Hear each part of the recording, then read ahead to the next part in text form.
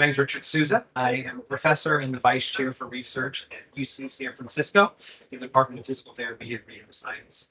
I'm also the program director for the PhD in Rehab Science. My first real experience with research came at the end of my physical therapy education. I was getting my master's in physical therapy at Samuel Merritt College in Berkeley.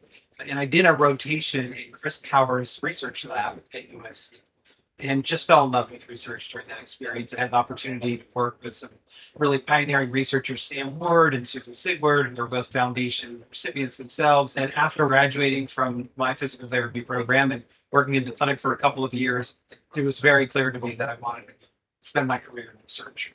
And so I applied to and actually ended up attending that same lab that I did that rotation in. And my advisor was Chris Bowers at USC, and I did my PhD in biophysiology in the early 2000s. So my dissertation work, which was funded in part by the foundation, started my exploration into algebra.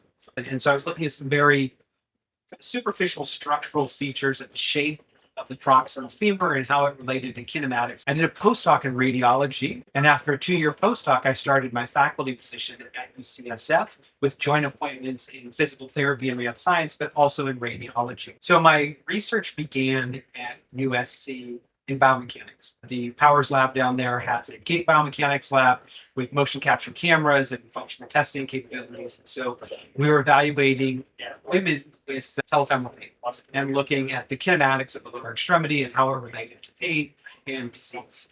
And so it was there that I started to understand biomechanics and how it relates to lower extremity pathology. I started exploring imaging during my dissertation as well. And so a couple of dissertation projects that I had were looking at running biomechanics in women with patellofemoral pain, as well as looking at structural features on MRI as it related to patellofemoral pain. And those studies were supported by the Foundation for Physical Therapy. So during my time throughout my PhD, I received 3 different PODS awards, which really was huge for multiple reasons in kind of launching my career. The first of all is to be recognized by your association, being part of this community of researchers that they feel have potential. It's a huge kind of boost to your own kind of confidence and your persistence through this really challenging PhD where you really need a lot of grit and resilience to reach the end of it. And the foundation was huge in kind of making me feel like I was part of this group. The second part that the foundation really helps do is it builds community.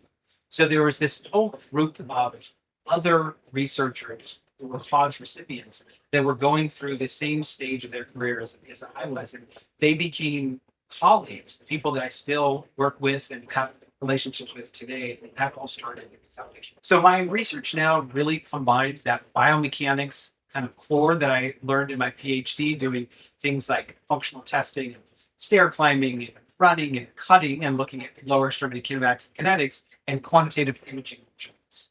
Most of my research right now is in hip and knee osteoarthritis. I have several large NIH grants that looks at patients as they progress in their disease, and we're looking for contributors to disease progression, with gait biomechanics being the really important translational piece, because we know as physical therapists we have the potential to modify those gait biomechanics. So I can't take full credit for the work that we did during my PhD. There was a whole movement in physical therapy.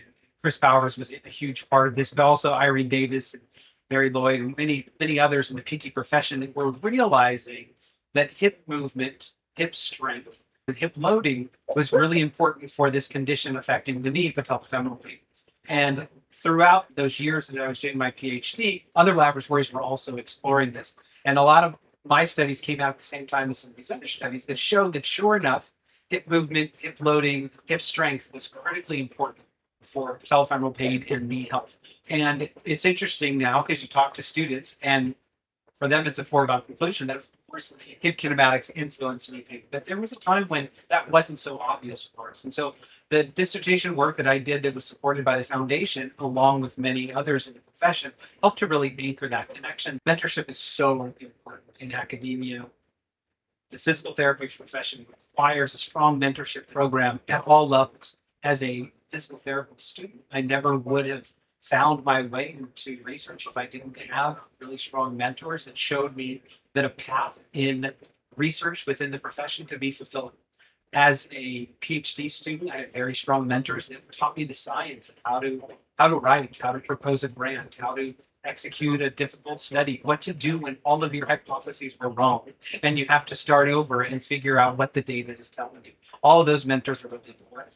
And now that I'm a little bit more kind of mid-career towards later, I play a big role in mentoring junior research faculty and making sure that they have the support that they need. And really everything that we do comes from relationships and partnerships. And that's why it's so important that the research community have opportunities to connect.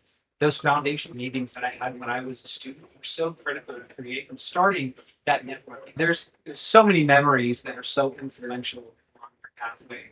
One that I can share with you was a long car ride to a research retreat, the California Research Special Interest Group. I took this car ride with Leslie Torpin and Gail Widener, who are both researchers within the profession. And we had this talk about my career when I was a physical therapy student, what I wanted to do. And I wasn't sure. I wasn't sure if I wanted to go on to residency and fellowship and become an expert clinician and dedicate my career there, or if I wanted to keep exploring research. And those conversations and that kind of long car ride really were influential on my direction. I think the future of physical therapy research is bright. I think there's a lot of opportunities.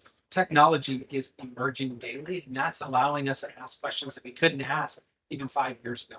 The time is right now to push hard and to make sure that all physical therapy programs are contributing to knowledge generation.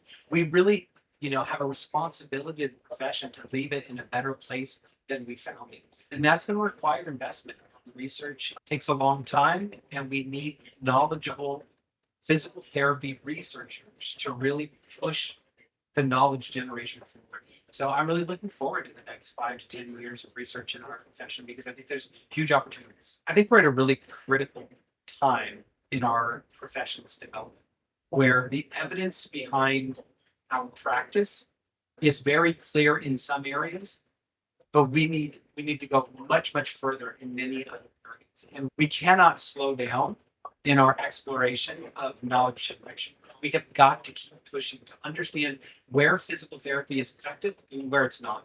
And so I think that the profession as a whole has a responsibility to make sure that we are continuing to push the evidence, figure out where exactly physical therapy is best utilized, where it's less needed, and really optimize those areas where it's effective. And so that's going to require an investment with delayed gratification. It's not going to necessarily pay off tomorrow. But if we invest in our profession, if we invest in our clinician scientists, those clinicians who are interested in dedicating their career to research, we are going to be so much better off in the future.